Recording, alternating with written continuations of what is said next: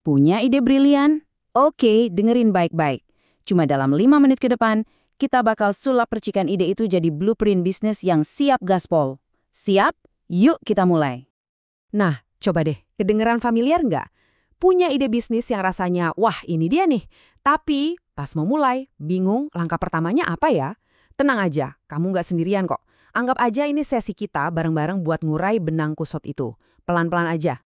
Jadi, sebenarnya ide-ide cemerlang itu datangnya dari mana sih?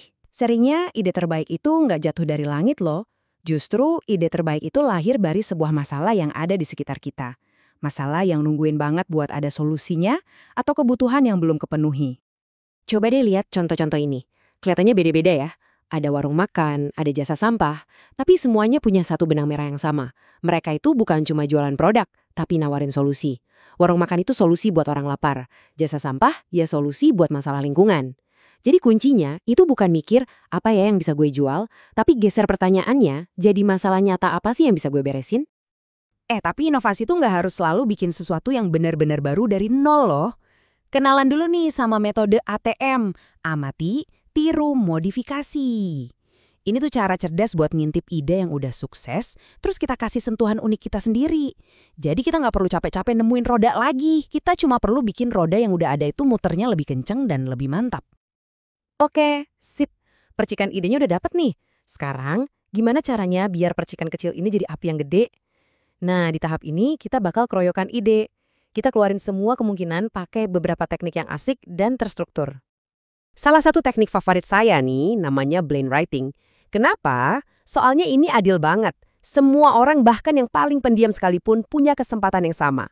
Caranya semua nulis ide dulu, baru deh diskusi. Jadi yang muncul itu benar-benar ide terbaik, bukan cuma ide dari orang yang paling jago ngomong. Keren kan? Udah dapet nih segunung ide dari brainwriting, terus gimana? Ya kita saring dong. Disinilah analisis SWOT masuk. Anggap aja nih kayak peta strategis pertama buat ide kamu. Kita lihat dari dalam dulu, apa sih kekuatan unik kita? Terus kita lihat keluar, ada peluang pasar apa nih yang bisa kita sikat? Jadi ini cara buat nyocokin kekuatan internal kita sama peluang yang ada di luar sana. Ide yang keren doang, kalau nggak ada rencana yang jelas, ya cuma jadi angan-angan. Bener kan? Nah sekarang, ayo kita kasih tulang buat ide kita. Kita bangun cetak birunya, blueprintnya, pakai satu alat yang, wah, ini powerful banget. Namanya Business Model Canvas, atau biasa disingkat BMC. Udah lupain deh rencana bisnis yang tebelnya kayak skripsi. Pakai BMC, kamu bisa metain seluruh model bisnis kamu cuma dalam satu lembar kertas. Beneran satu lembar aja. Jadi cepet, gampang dilihat, dan efektif banget buat nangkep gambaran besarnya. Dan inilah dia, 9 blok bangunan dari BMC. Kelihatannya banyak ya, tapi ini semua nyambung satu sama lain. Dari mulai siapa pelanggan kita, sampai gimana caranya kita dapat duit. Yang paling penting, semua blok ini harus saling dukung, biar jadi model bisnis yang kokoh. Nah, dari 9 ini, kita bakal fokus ke satu yang paling-paling penting, value proposition. Biar gampang, kita bedah pakai contoh yang kita semua tahu, Gojek. Coba perhatiin deh, gimana Gojek itu nawarin nilai yang beda-beda buat tiap kelompok pelanggannya. Buat kita sebagai pengguna, nilainya ya gampang dan praktis. Buat abang ojolnya, nilainya ya sumber penghasilan. Buat yang punya warung makan di GoFood, nilainya tuh pasar baru. Keren kan? Satu bisnis tapi bisa ngasih 3 nilai yang beda. Nah, sekarang pertanyaannya buat kamu. Nilai apa yang mau kamu tawarkan? Dan buat siapa? Punya blueprint aja ternyata belum cukup. Di pasar yang udah rame banget kayak sekarang, kita harus beda, harus nonjol. Oke, sekarang kita geser fokusnya. Gimana caranya bikin ide kita itu nggak cuma bagus, tapi juga unik?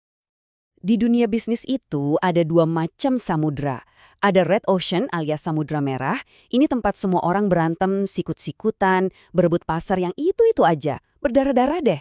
Tapi ada juga Blue Ocean, Samudra Biru. Di sini kita bikin pasar baru buat diri kita sendiri, jadi nggak ada saingan. Nah, tujuan kita jelas, berlayar ke Samudra Biru. Terus gimana dong caranya kita nemuin Samudra Biru itu? Jawabannya, kita balik lagi ke metode ATM tadi. Amati kompetitor, tiru apa yang emang udah bagus dari mereka, tapi yang paling penting, modifikasi. Nah, di tahap modifikasi inilah sihirnya terjadi. Kamu tambahin nilai unik kamu benerin kekurangan mereka, dan boom, kamu ciptain pasar baru buat dirimu sendiri.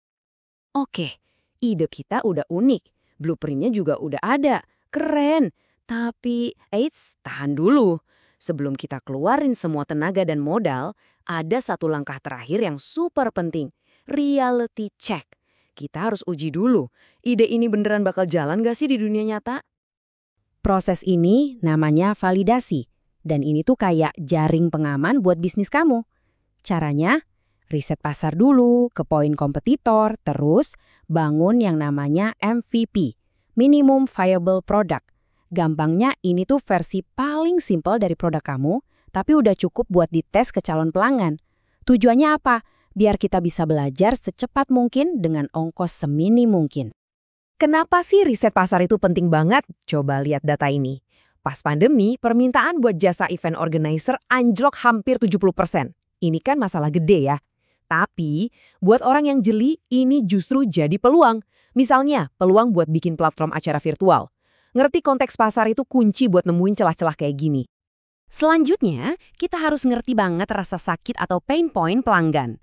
Data ini nunjukin 2 masalah paling pusing pas bikin acara itu soal dana sama susahnya nyari vendor. Nah, kalau ide bisnis kamu bisa langsung nyembuhin 2 penyakit utama ini, wah, kamu udah di jalan yang bener banget. Dan inilah dia tes terakhir dari validasi pasar, beneran mau nggak sama solusi yang kita tawarkan? Kita lihat survei buat aplikasi event ini. Totalnya, hampir 94% responden jawab ya atau mungkin mau download. Angka segini tuh bukan lagi asumsi loh, ini sinyal pasar yang kuat banget. Yang bilang, hey, ide ini layak buat diperjuangkan. Jadi intinya apa sih dari semua ini? Gini, bisnis yang hebat itu bukan yang punya ide paling sempurna di atas kertas. Bukan. Bisnis yang hebat itu adalah yang bisa jualan sesuatu yang benar-benar dibutuhin orang dan gak pernah berhenti belajar buat jadi lebih baik. Jadi fokusnya itu ke kebutuhan pasar, bukan ke kesempurnaan ide kita sendiri. Nah, sekarang kita balik ke titik awal. Tapi kali ini pertanyaannya udah beda. Bukan lagi apa ideku, tapi apa dampaknya. Coba sekarang tanyakan ke diri kamu sendiri. Masalah nyata apa yang bakal diselesaikan oleh ide saya? Jawaban dari pertanyaan itulah yang jadi langkah pertama dari perjalanan bisnis kamu. Semangat ya!